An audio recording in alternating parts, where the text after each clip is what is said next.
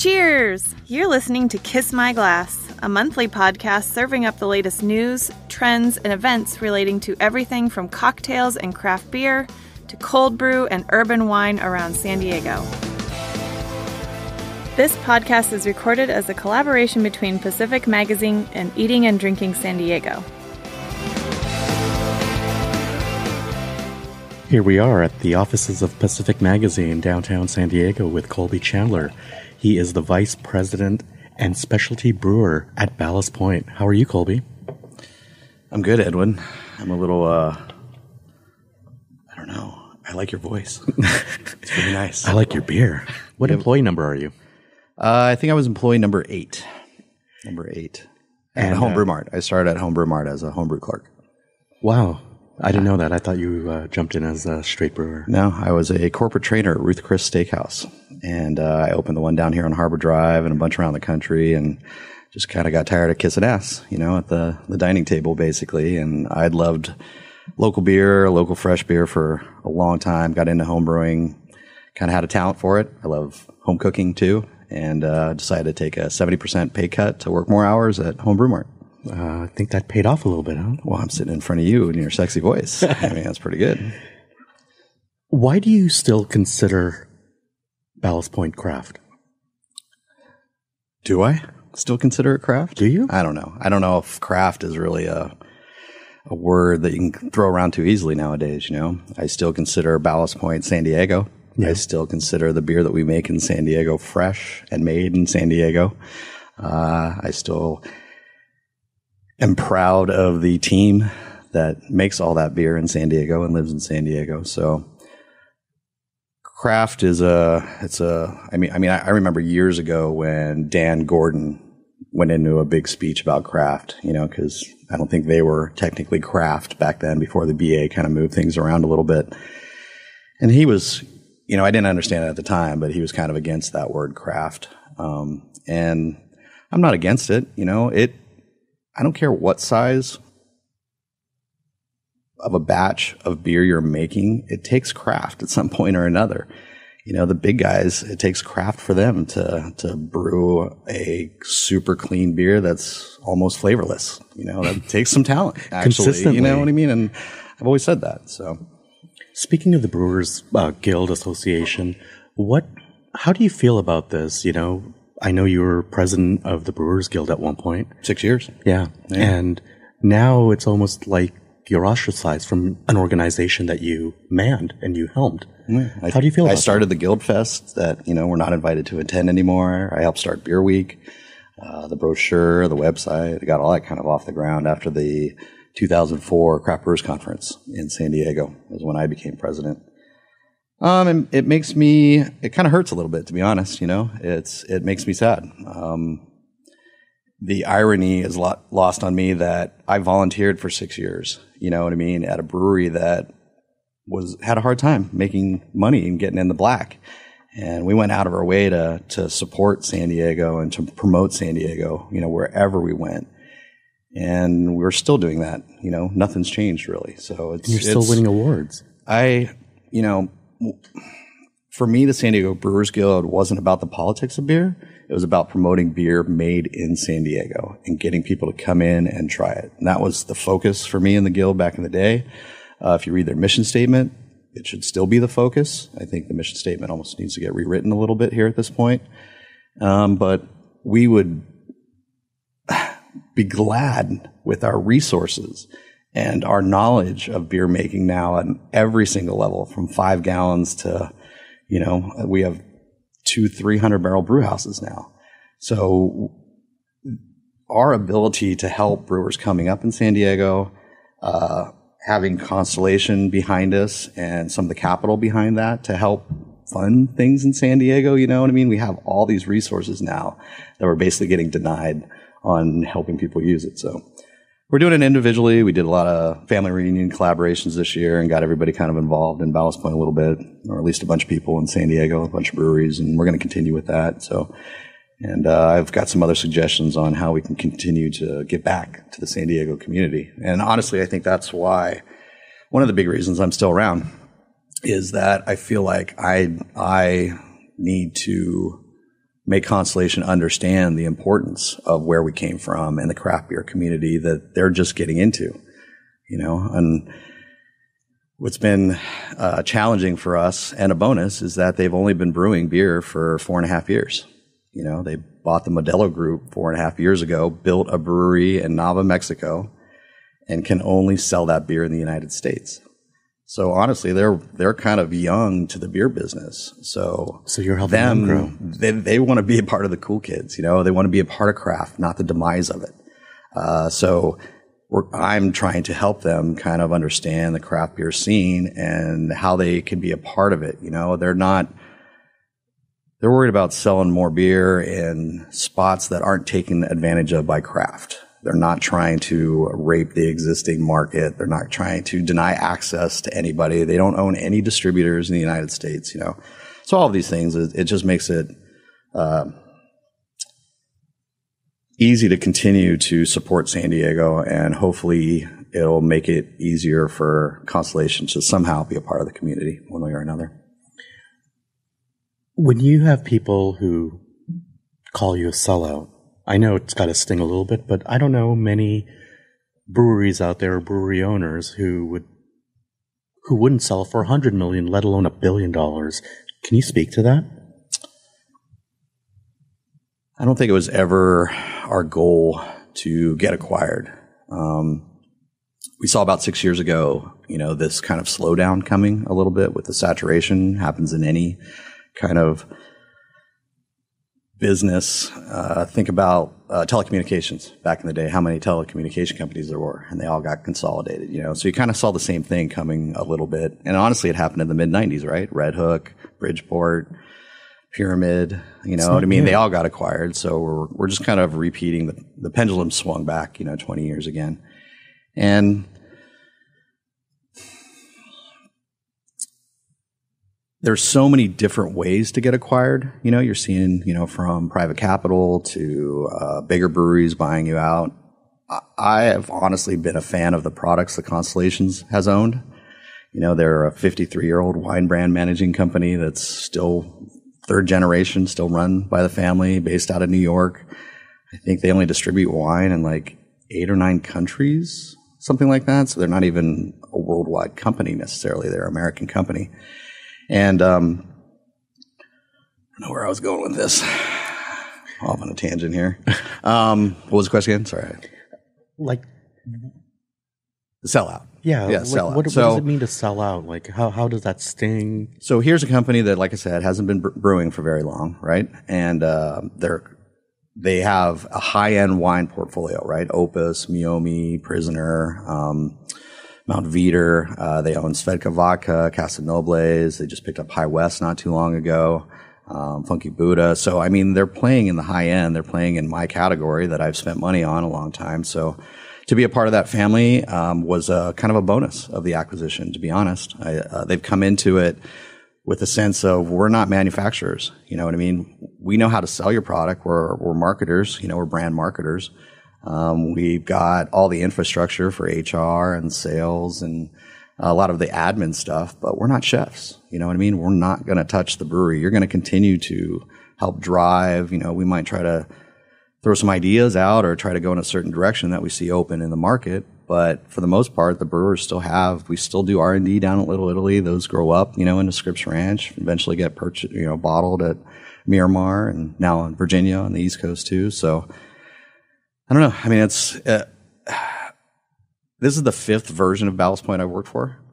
Walk us through that. From the early, frat house days of Homebrew Mart to, oh crap, we're actually selling a little bit of beer.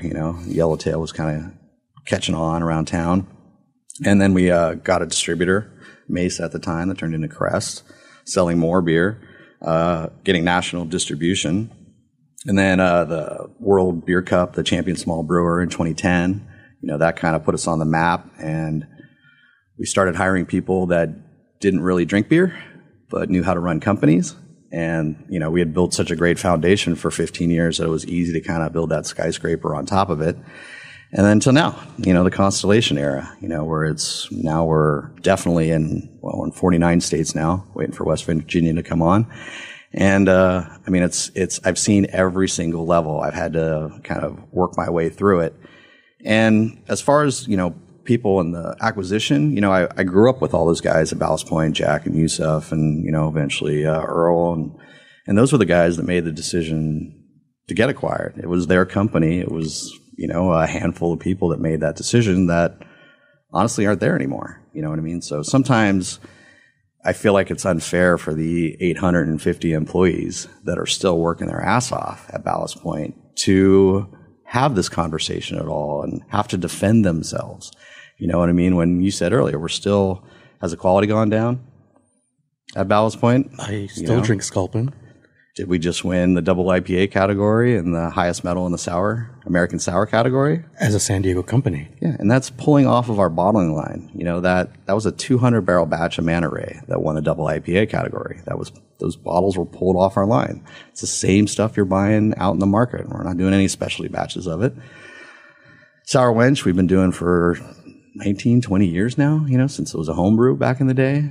Now we're doing 6-packs of it. It's just taking what we can from this acquisition and really kind of leveraging it to see what we can really do, and where we can actually get, craft or pseudo craft beer into that weren't into in other places, And that's it's going to be hard for a mid-range, a regional brewery or a brewery that's only in a few states or is kind of thin through all 50 states to stay relevant, to keep shelf space up, to have a beer that pays the bills and you can get all the ingredients that you need for it, with contracts and things like that. So with this acquisition, no matter how long any of us are around, Sculpin is going to be around, I think, forever. And ultimately, that's the bigger legacy. And, some of your beers might not be around in 10 years because of the crunch and the proliferation of breweries and the capital that has gone into them, and they want their money back, kind of a thing. So all in all, it was a great purchase. For both sides, right? I think for both sides, yeah. And I think I would challenge any other brewery to have the benefits that we had at Ballast Point, before the acquisition, and those benefits have continued through with Constellation. So, it's amazing. You speak about Home Brew Mart. How many brewers were launched from Home Brew Mart? Yeah, too many to put on the back of a T-shirt, I think. Yeah. Yeah. I mean, we did seven alone this year, collaborations that were either brewery owners or brewers that used to work at Ballast Point. And now they're launching their own breweries and they're head brewers somewhere else. And I think it's important to recognize that fact that, in the 20 years of Ballast Point, the company's launched hundreds of careers. Sure, yeah. I mean, it's been the hub, I think, of the San Diego beer wheel for a long time now, Homebrew Mart, It's hard. There's less people in San Diego that didn't start at Homebrew Mart than there are that did. When you look at where you were 20 years ago, did you think San Diego was going to be this big as far as beer, where we're at 140 breweries? 156. Holy cow. According to West Coaster. Licensed brewery locations. I don't think anybody could ever imagine that. I knew one of the reasons I wanted to be the San Diego Brewers Guild president is because I felt like San Diego had all this potential, but really hadn't tapped into it on a family basis. I didn't know all the brewers' names. You know what I mean? I wanted to get in front of everybody every month. A lot of brewers were using inferior products that we could help out with to make their beer better, with that kind of high tide floats all boat theory a little bit. So it's hard to deny history. That's the funny thing, is people were kind of starting to deny history a little bit with Ballast Point and Homebrew Mart because of their opinions of the brewery and the acquisition and things. And so, if you talk to any of the people that have been around for a while, all the old guys, for the most part, still love Ballast Point. They understand what we've done for the community over the years. I think a lot of the people that have an issue with us and the acquisition honestly want to like us, and they just need to figure out a reason on why to like us again, whether it's, they're missing a favorite beer or They understand that we're giving back to the community, in many different ways. They understand that, no matter where we put a brewery in around the country, we're still a San Diego brewery, and we're going to promote that brightness and that sunshine around the country. Well, I find it ironic that, or you tell me, so people call you a sellout, and yet they're drinking Victory at Sea, and they're drinking Sculpin when it's at a party. Is that hypocrisy? It's horrible, Edwin, that we've put people in this position to they can't have a Guinness on St. Patrick's Day because it's owned by Diageo. They can't have a Corona on Cinco de Mayo because it's owned by Constellation.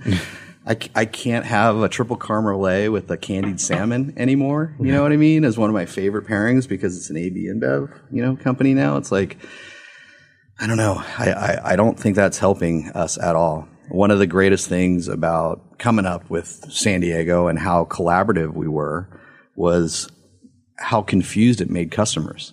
And the fact that they were just like, I can't believe you're telling me to go to another brewer, your competitor, and to try all these beers and tell them you said hi. And it was just really hard for people to wrap their heads around. Guess what? Now we're just kind of, we're not doing that as much anymore. It's don't drink here. They're doing this. Don't drink that. They're doing that. You know what I mean? It's like, you can't restrict people that way. That's not why I got into the beer business. That's not why I fell in love with beer. You know what I mean? It was about the stories and the history and finding those new tastes, I didn't have the luxury of just going down to my corner bar and having a rotating tap handle constantly, So I think a lot of that's kind of gotten lost, and a lot of people forget about, the importance of drinking beer where it's made, no matter who's making it, or if you like it. You go back to the Victory at Sea. I mean, kind of what I was saying. It's like people want to like us again, and honestly, it's a small minority, that we're kind of battling against here.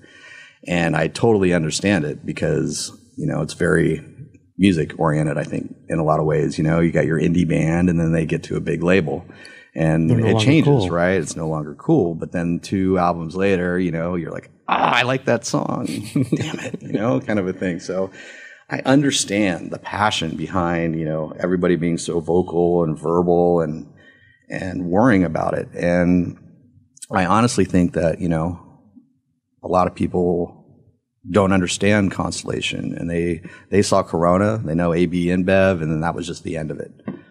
I've talked to people in Hawaii that'll tell me, oh, you guys sold for $2 billion to Coors Light. And I mean, they'll give me this whole St. Archer story, basically, which is no. And then I kind of correct them. And other people will just come at me in bars, ready for kind of a confrontation, and they want me to kind of argue with it. And I'm not. I listen to them, and they bring out valid points, but then I also have to remind them about what we're doing and what Constellation's about. And what you've done. Usually by the end, that kind of turns them around. They're like, all right, well, it sounds like you guys did do a good deal, and, and your beer's still good. So maybe I'll drink your beer again.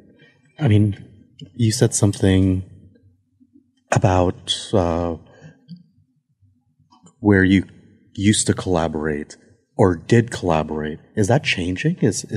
Are brewers not doing a lot of collaborating anymore? No, I think the collaboration is still there. I just think it's, now they have, no matter how much they like Ballast Point, I feel like sometimes they have to be careful about collaborating with us. Because now do they want, the conversation to continue with them? Yeah. Or are they behind us and they understand what we're doing, and then they become part of the conversation and kind of help, people change their attitudes and kind of remind people about how beers got to where they were today and how hard, a small group of us had worked for many, many years to be at the 156 breweries we have today.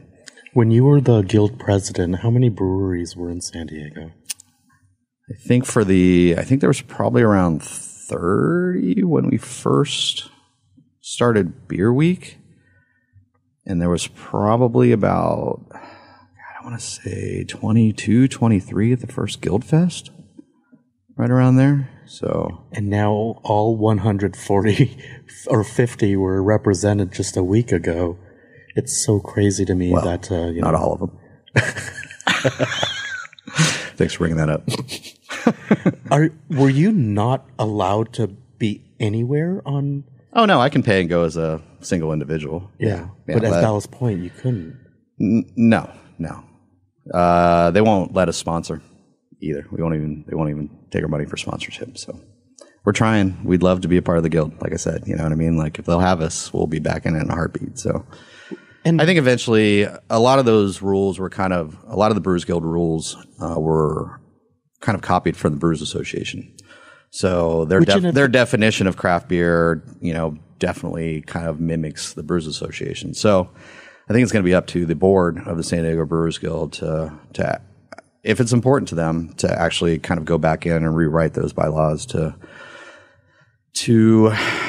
not only kind of address our situation and obviously St. Archer and 10 Barrel, but we're not going to be the last. We're not going to be the last. You know what I mean? There's going to be other breweries that are going to go through this, over the next 15, 20 years as well. So again, there's the California Craft Brewers Association, CCBA, that does a lot of lobbying, on the state level and things like that. So all those breweries pay a lot of money for them to get into the politics of beer. Whereas I still think San Diego's about the beer, you know what I mean? And not only promoting the beer, but also making the beer better at every brewery in San Diego. Because made in San Diego should matter. Yeah. Yeah. We have, back in the day, I didn't have Google to look up a yeast strain or something like that, or how to do something. I actually had to read about it, or I had to go to the brewery and talk to the brewer, and now everybody has all the information at their fingertips, all the different techniques that we've done over the past 20 years. And I think sometimes the face-to-face, we have the talent and the ability for you to go learn from people in San Diego, you know what I mean, to make your beer better. So you can get so far on book smarts and practical, just on-the-job training, but until you actually get in front of somebody that's been around for decades and can kind of give you a clue or a hint or throw you some yeast every once in a while, help make the beer better. Because ultimately, I don't buy bad beer twice, and I don't think consumers do either. So if you're having a San Diego beer and it's bad, it kind of reflects on all of us in a certain sense. So what is a bad beer? What is a bad beer? I mean, there's so many variables, like it could be the line, it could be a bad batch. What makes you decide, okay, this is not worth drinking again? Usually off flavors or boringness. That might too. You know what I mean? It's rare that you find a very clean beer that's kind of boring. Yeah. Whereas I think a bad beer is just, it's straight off flavors for the most part. You know what I mean? If you can get a clean beer, I'm on board, even with a little boring. There's a time and place for boring beer too. But off flavors, whether it's coming from the taps, the lines, the production of the beer, how fast they're pushing it through, how much they're dropping the yeast, how much lab work they're doing on the beer, all those kinds of things, eventually lead to subpar beer. Where does Ballast Point go from here? Are you looking to expand in the middle of the country? You're in Virginia now, and you're on the, obviously in San Diego. Are you going to grow to meet in the middle and have a better distribution channel that way? Yeah, I mean, Philadelphia was the first place we shipped out of San Diego to, just because they had such a huge beer scene back in the day, and you could sell cases to them. There was a case limit on most of the stores, so you got some volume out that way. So doing the Virginia obviously we're getting much fresher beer, faster to market. We're saving all that cold shipping that we had normally done from the West Coast. So as far as the United States go, I feel like we've got good coverage now, basically, and we've kind of aligned up with the Constellation network, as far as their distribution, and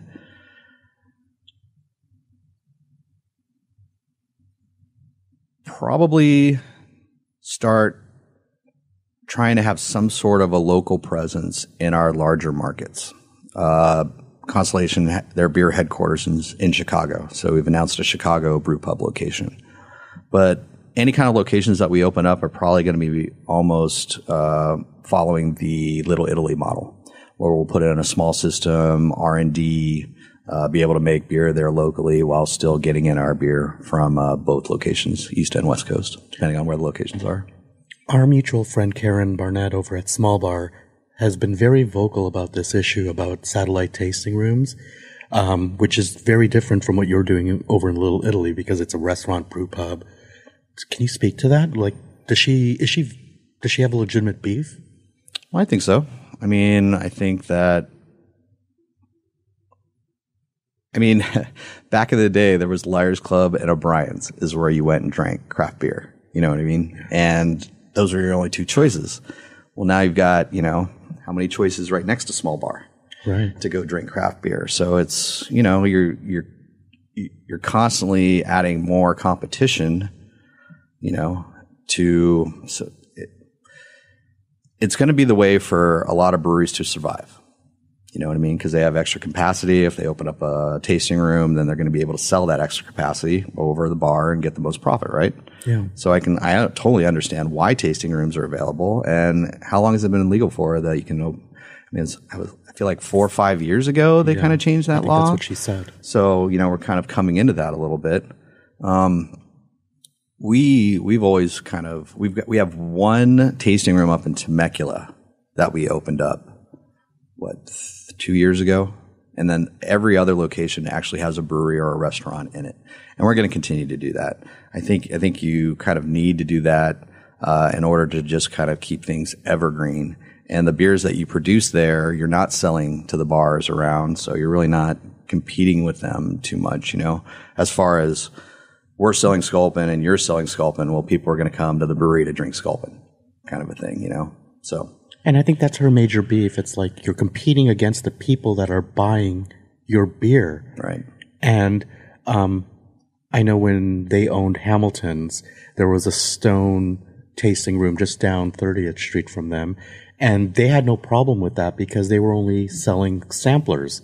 And, if you wanted to fill a growler, feel free. But if you wanted to get a full pour, go down to Hamilton's. And they were very open about it. Yeah, no. That was probably right around when that was probably before that switched. It was, yeah. Because then the pint law came in where you could actually open up your satellite tasting room and serve pints.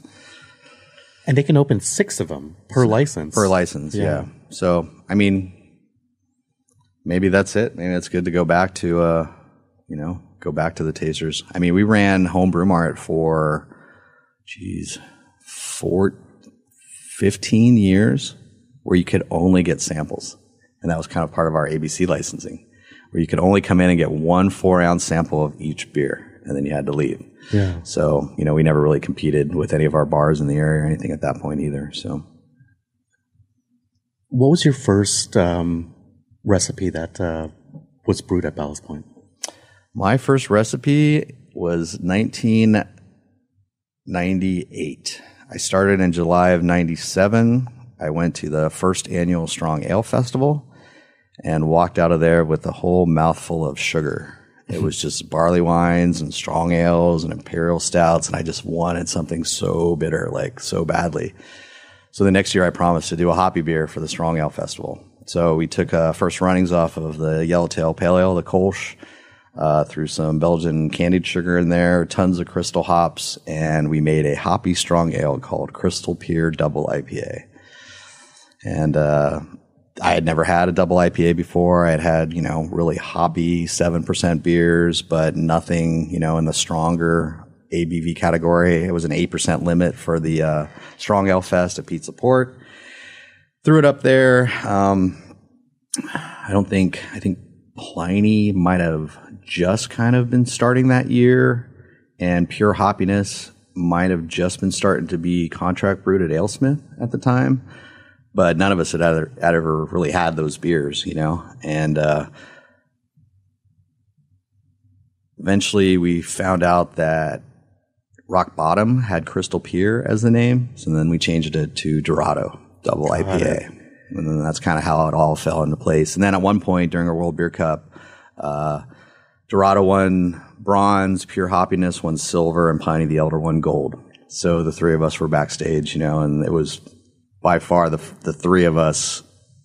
I don't know of anybody else that was doing those double IPA styles back in the day. So and it's pretty amazing. Triple and quads. Well, yeah.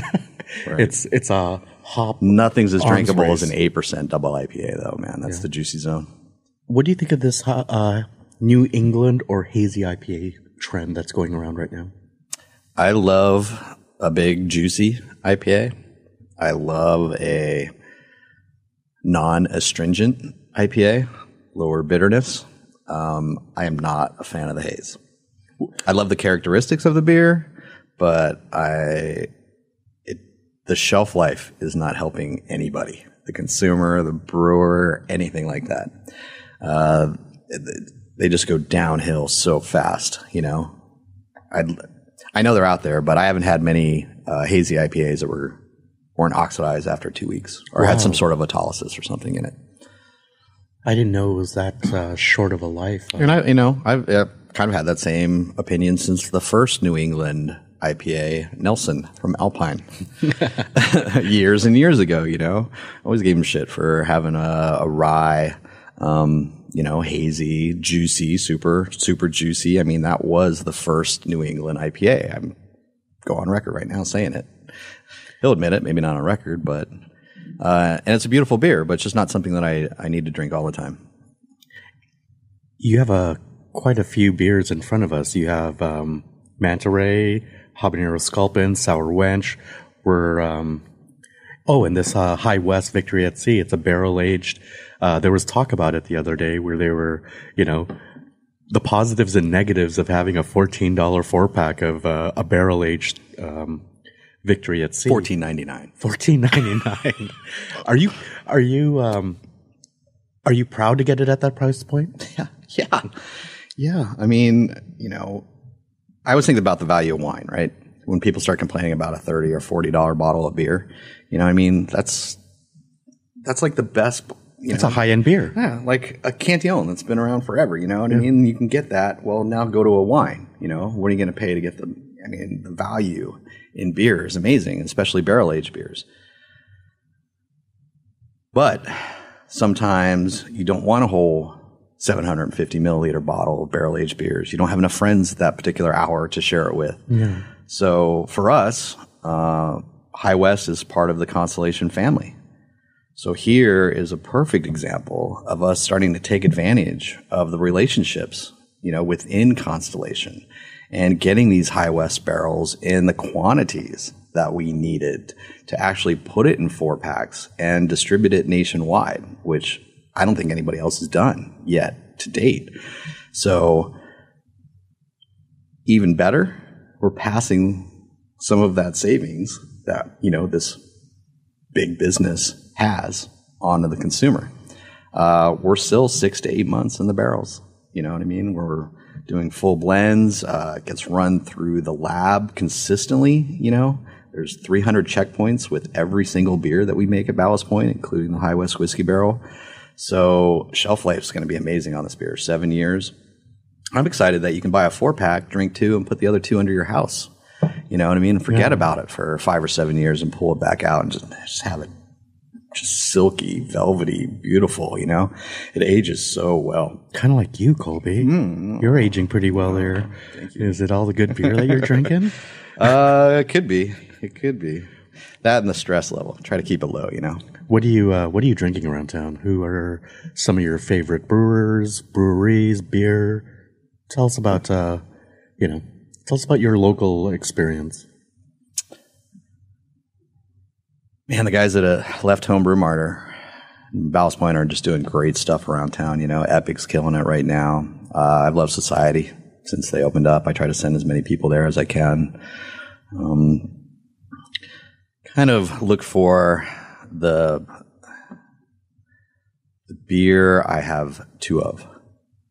And then that usually kind of starts to dictate where my favorite breweries are in town, who I kind of support and stuff. So I always ask leaders, chefs, head brewers, who are some of your proteges that you've sent off and are really proud of? Of course, you're proud of all of them in some capacity, but who's really, who's killed it for you?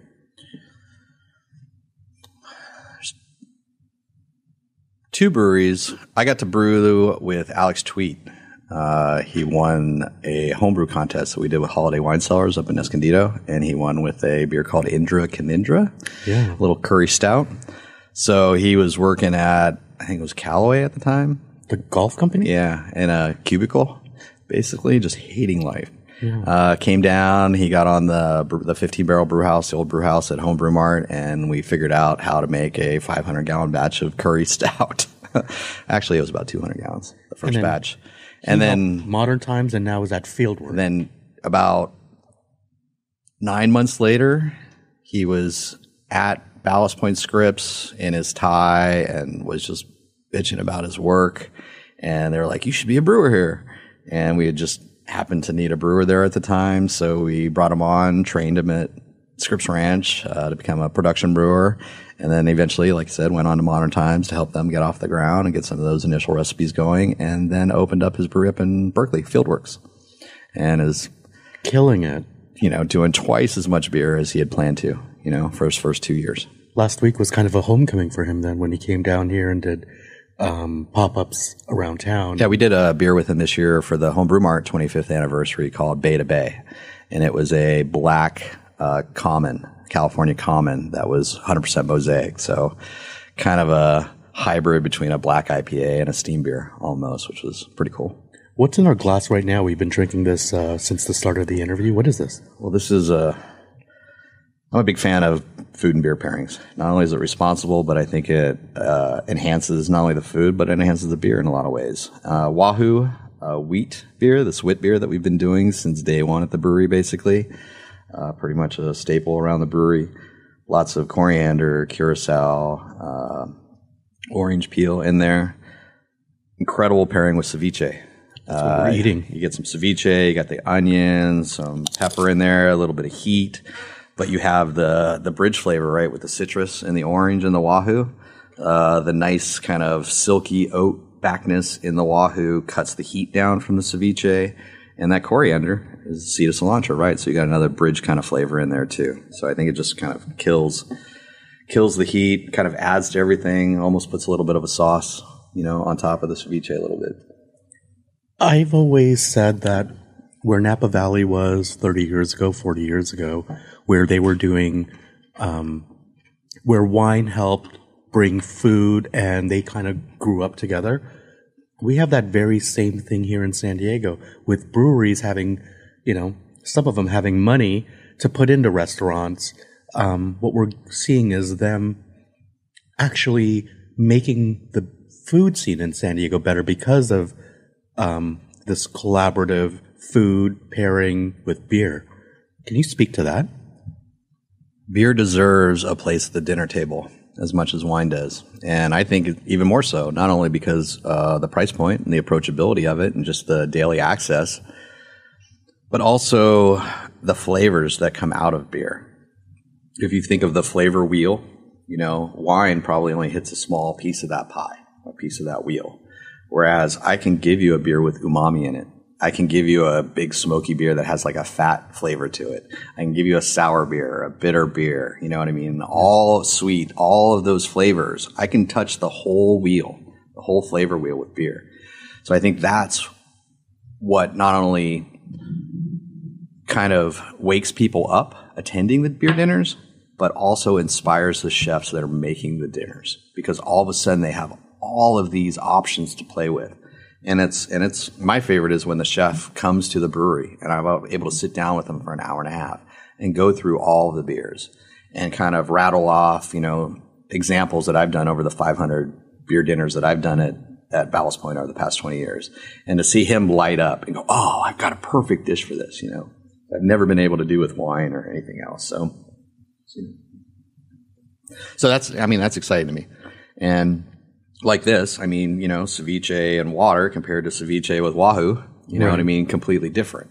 So you got to eat. You might as well try to enhance everything that you're eating, especially if you love fresh made local beer. One of my favorite beer pairing chefs in the city, and I've told them this, that is Tyson Blake over at O'Brien's. He does some of the it's his vast knowledge of beer being at O'Brien's, but it's also his love of food. When he marries the two. His dish might not always be the best there, although usually it is, among the better dishes, but his pairings are almost the best always. Yeah, spot on. He just knows how to pair beer now. My first dinner with him was back at San Diego Brewing Company, and we actually came over to my house with Christina, and we cooked 10 different dishes and paired them, and we picked the top 5 for the beer dinner. That's incredible. So, we've been doing this for a long time. I'm having dinner with him on Sunday. We're in a cooking club together. So him and Nate and Karen and all those guys. So the San Diego Supper Club, we get together and everybody does a course, and it's a great way to spend an evening and catch up with people that are super busy, and doing their own thing all the time. We kind of got together just because we were sick of seeing each other for a couple hours at a beer event, and we all wanted to spend more time together. So we've been, I don't know, 7 years now, probably 7. Yeah, when my kid was born, almost. Where do you live? I'm out in College area. Yeah. College, Lemon Grove, College Grove out there. College University. Where is there a beer desert in San Diego? Because, the local Chili's has a couple of Sculpins and Stone. Where? That's the most untapped area, I think. Yeah. The whole University Heights to La Mesa, basically all through there. It's, it's kind of going through what 30th Street, went through 10, 11 years ago. There's a few great bars out there. Ugly Dog, Garden Kitchen out there. Coral, right? Bodor. Nate's Garden Grill, a couple places around my house. But a lot of great ethnic food out there. It's an amazing food scene, but probably one of the few cities in the country that doesn't have a brew pub right next to a college, especially. Wow, I didn't even think about that. Right. Right? Yeah. Especially considering where Home Brew Mart is, it's stumbling distance to USD. USD, yeah. Even then, it wasn't, we didn't get a whole lot of customers that would come down from USD. It was still hard to get the word out that most people didn't know the Ballast Point name. We were either Yellowtail Brewery or Sculpin Brewery. You know what I mean? So it took us a while to kind of, put the name before the beers themselves. So I think that Home Brew Mart sign, the Ballast Point, you never really knew what was in there unless you actually went in and kind of checked out the bar and saw the whole scene in there. And then you always came back. How crazy is it that these kids growing up right now, they have, they're 21 years old and first beer, they're drinking craft when, guys our age, we didn't drink craft until in our, some of us into the 30s. So spoiled. Right now, it's crazy. But good for them, man. I got into home brewing because I had to make the beers that weren't on the market that I wanted to drink. You know what I mean? That's not necessarily the problem anymore. Right now, craft beer is about 12%, 13% of the overall market.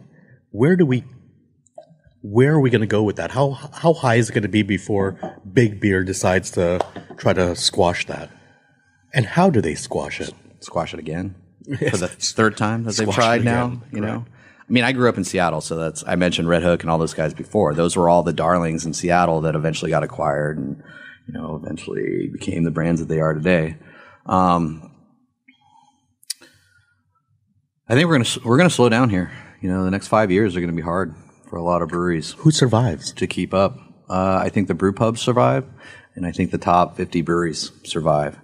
And I think the middle kind of is the one that's going to, they're the ones that's consuming the tail a little bit more than the other two categories. Yeah. I don't think a neighborhood brew pub is ever going to go out of fashion, especially if you become part of the community, and constantly give back to it. You become family to that community eventually. It's a great way to enhance any community that it goes into. And, I kind of touched on the mid breweries having the hardest to not only source ingredients, but also have a place to sell their beer in the quantity that they need to do to continue to grow and to continue to. There's not a lot of opportunity for employees of breweries if you're not growing. Yeah. So, you know what I mean? It's going to be hard to retain, employees over the next 5 years, sell your beer, pay the bills. So, are we going to have to be making good beer? Are we going to see an exodus of local brewers leaving to go to Des Moines, Iowa, go to Minneapolis? I don't know. Maybe. I mean, as they become more knowledgeable about how to brew beer and how to open up breweries. I mean, you're already seeing it with the local guys that have branched off from existing breweries, right? Yeah. You know, whether it's Bill at AleSmith, you know, from AleSmith, and Bill Benton. Yeah, Bill, you know, like all these guys are kind of going into their neighborhoods, right? And brewing in their neighborhoods for the most part. That's the most exciting thing for me. Like, I interviewed Bill when McKellar first opened, and, you know, he knew that brew house in and out, and so it was a natural for him. But seeing where he's opening up, which is on El Cajon Boulevard in, I think, Florida, I'm really excited about that opening because I think Bill is just a fabulous human being and a great brewer at that. There's a few home brewers that have been able to transition from home brewing to professional brewing, but it's really hard. I think there's so many different things. It's the best way to kill your home brewing hobby is to open up a brewery, right? So it gets hard. But the guys that are coming from experience, I mean, they're coming right out of the gate with great beer and you know, knowledge on customer service in the beer industry and all those kinds of things too. So they're definitely getting a little bit more of a head start. I also interviewed Kelsey McNair, speaking of home brewers that opened up their own brewery. That guy is doing great stuff at that brewery, and also he's really paying attention to the details, you know, like from pH content in the water to the bathrooms, to the bathroom and soap in the bathroom. Just everything in that place is pretty cool. Yeah. And so these guys are kind of like what I want to celebrate, and I'm glad we just did a collaboration with them, or I did, right, with Mitch Steele and Kelsey and myself, kind of getting the group back together that brewed up at Stone when we did the San Diego County Session Ale. Right. This is why I'm very glad you agreed to do this first episode, because I want you to kind of set the tone for what's to come in this podcast.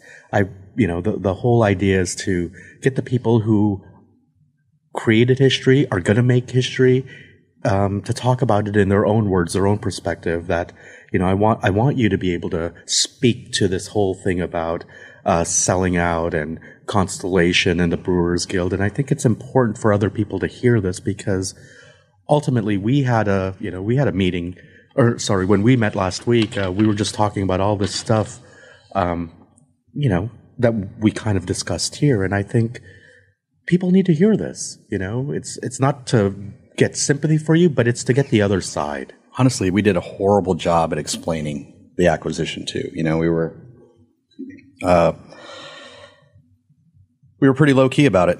You know, we kind of were at the attitudes of like, you know, it's our business, and you know, we shouldn't necessarily have to explain ourselves of what we're doing. It was kind of the attitude, you know, from the upper management and stuff. And I don't think that was necessarily the right idea.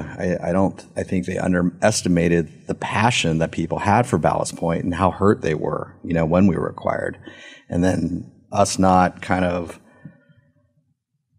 you know, going to bat for Constellation and why, you know, we were acquired by them and what the future looks for us by getting acquired by them. You know what I mean? I think was kind of never really explained, to be honest. So it led to a lot of, I hate false truths. I hate saying that nowadays just because it's just, I don't know. There's got to be a better way to say that. But I don't know. I mean, I have multiple people telling me stories about Ballast Point that just aren't even close to being true. So it's out of, you know, that's why I don't mind coming and talking about it truthfully, you know, and with you. It's something I'm still proud of. It's something, you know, all the employees are still BP proud of. And I think there's a lot less reasons for people to be scared of us, you know. And when you consider that you're employing 1,000 people almost, in an economy that is just on the 3% recovery, here's beer bringing $1 billion into not just Ballast Point, but this entire industry in this county is about $1 billion right now annually. Why do we? I'm not a beer guy. I drink beer. I hang out with with brewers, but at the end of the day, I don't consider myself a beer guy because I don't have that breadth of knowledge. I do appreciate beer, but in my opinion, we have to embrace Ballast Point, Stone, Carl Strauss, all these guys that help set the foundation for where we are right now as an industry, as a community, and as as one of the best beer industries or beer communities in the entire world. I totally agree. And I mean, we're ready to help. It's not like we want to be inclusive, not exclusive. You know what I mean? We have San Diego on our bottles. You know what I mean? We need to keep pushing that out there. You know, when was the last time you saw San Diego IPA commercial during the World Series? With you. No, not about me. It's about Sculpin IPA being the star. Listen, when Stone started putting San Diego on the Arrogant Bastard bottles and distributing it outside of San Diego, that was huge for all of us in San Diego. You know what I mean? It was the first, yes, we actually have a brewery that's going into distribution that I can get up in Tahoe or through California or on the East Coast and things. And I mean, that was, a proud moment for me being a brewer in San Diego. And to see, I'm hoping, the commercial and Constellation's great marketing team somehow keeps building in, San Diego and the San Diego culture into, the advertising in the future. If anything, how many people still don't know what an IPA is, but they were watching the World Series? And what's a Sculpin IPA at that matter? Where is that from? San Diego? Oh yeah, San Diego's a good beer scene. I hope there's, some sort of trickle down. And again, that's what I keep trying to kind of push forward in Constellation is it's not just about us necessarily. It's about us being in the San Diego community and continuing to be a part of it like we have been for the past 25 years. Wait just a minute. Your glass is only half full. There is so much more to talk about with Colby Chandler that this podcast has been broken up into 2 parts. But before you jump over to the next part, we're going to give you the lowdown on some cool drinking events coming up in December.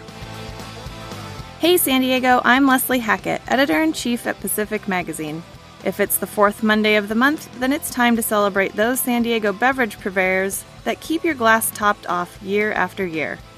Barrel Republic in Pacific Beach turns 4, Amplified Aleworks hits 5 years, and Green Flash recently celebrated 15 years. If you know a drink-related business celebrating an anniversary or other milestone, let us know. Send emails to leslie@pacificsandiego.com. And now, a roundup of drink events to watch out for in San Diego in the month of December. A speakeasy in a grocery store? That's the idea behind backroom beer pairings with Temecula-based brewer Black Market from 6 to 8 p.m. on December 13th at all 7 Barron's Southern California locations. Proceeds from the events will benefit the San Diego and Temecula food banks. From here to there to here, crawl around downtown and Little Italy during 12 bars of charity. Ticket sales help support 8 local charities, including the Pacific-featured Big Josh Foundation. Information at 12barsofcharity.com. That's the number 12, barsofcharity.com. Ballast Point is hosting a day-long party in honor of its Imperial Porter, Victory at Sea. At each of the brewery's 7 locations, including the East Coast, at least 15 varieties of the brew will be tapped.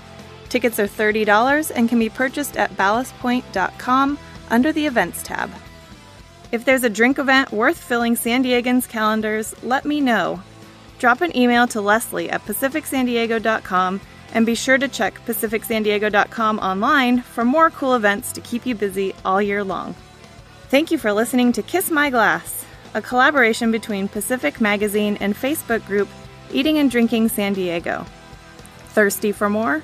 Be sure to sign up for this podcast and the food-forward Dish It Up, which hits airwaves on the 2nd Monday of the month.